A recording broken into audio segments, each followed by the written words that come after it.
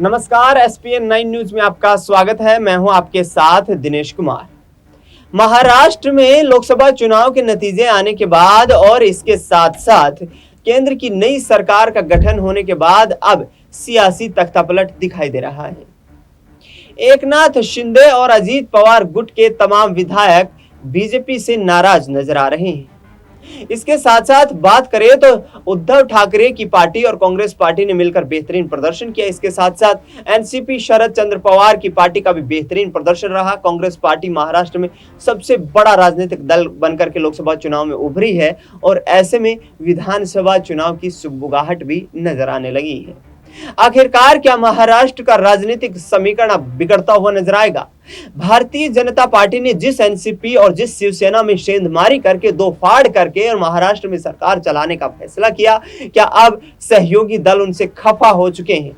ये बातें इसलिए सामने आ रही हैं क्योंकि तमाम जो एकनाथ शिंदे गुट के और अजीत पवार गुट के नेता हैं वो ये बयानबाजी करते हुए नजर आ रहे हैं। अजीत पवार गुट के नेता प्रफुल्ल पटेल का कहना है कि एनसीपी अजीत पवार गुट की तरफ से एक केंद्रीय मंत्री की मांग की गई थी, जबकि एकनाथ शिंदे शिवसेना गुट की तरफ से ये कहा जा रहा है कि महाराष्ट्र की तरफ से जहां हमने 9 लोकसभा सीटों पर जीत हासिल की है, वहां पर यहां बीजेपी से एक कैबिनेट मंत्री और एक केंद्रीय कैबिनेट मंत्री, राज्य मंत्री स्वतंत्र प्रभार की मांग की गई थी, लेकिन दोनों ही यहां पर फैसलों को नकार दिया गया। लिहाजा 40 से अधिक विधायक बीजेपी और यहां पर जो महायुति गठबंधन की सरकार है उससे किनारा करके महाविकास अघाड़ी गठबंधन की तरफ जा सकते हैं।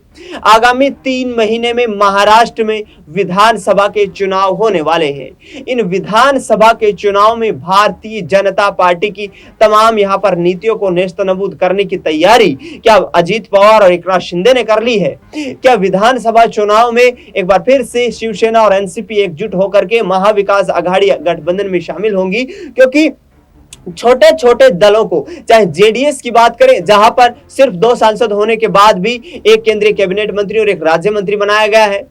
इसके साथ साथ जीतन राम मांझी की पार्टी ने एक यहां पर सीट पर जीत हासिल की और उनको केंद्रीय कैबिनेट मंत्री मिल गया है। चिराग पासवान की पार्टी ने 5 सीटों पर जीत हासिल की, बिहार में उनको भी केंद्रीय कैबिनेट मंत्री बना दिया गया है। ऐसे में अजीत पवार गुट और एकनाथ शिंदे गुट काफी नाराज नजर आ रहे हैं और ऐसे में आगामी चुनाव में से पहले ही महाराष्ट्र की राजनीतिक फिजाएं बदलती हुई नजर आ सकती हैं।